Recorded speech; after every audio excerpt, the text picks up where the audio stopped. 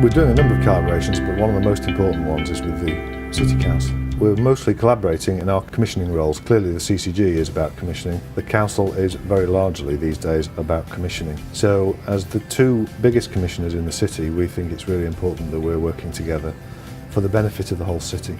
We're not exactly pooling our budget, but if we are pulling in the same direction with our budgets, we think we'll get a lot more benefit for the city as a whole.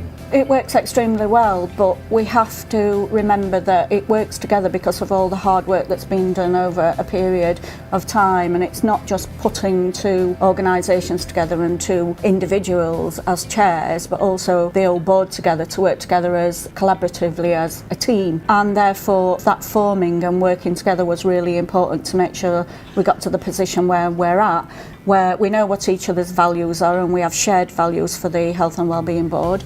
We know what our aims are, we know what our objectives are collectively, and therefore even though we recognise both organisations may work differently in practice, that when we're together we always strive for those same aims and objectives, and we have that very same vision to make Sheffield the healthiest city in the country.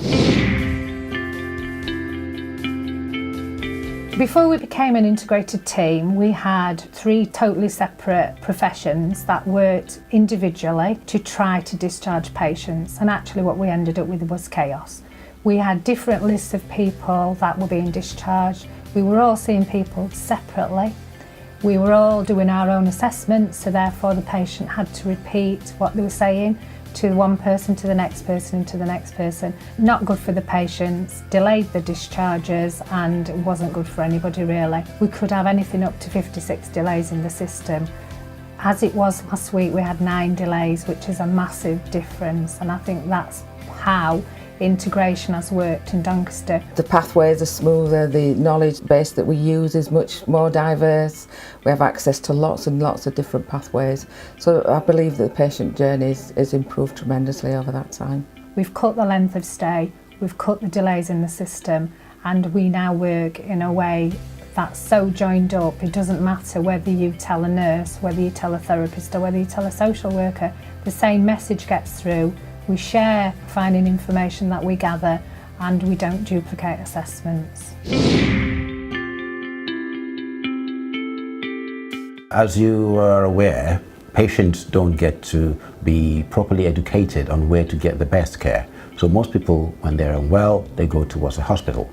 Our scheme is to ensure that when the patient comes through our door, there is a primary care team that can assess the patient, working collaboratively with the secondary care team, and then between them they decide who's best to see the patient. So the first team you see when you come through our doors will be the primary care team, and then if they feel there's a need for secondary care to come on board, they are seamlessly transferred into the care of the secondary care. I have to mention also that whilst the patient is in the secondary care section, the input from the primary care continues in a very, very controlled and collaborative manner. Even though we know that this works, we're using the opportunity to collect data.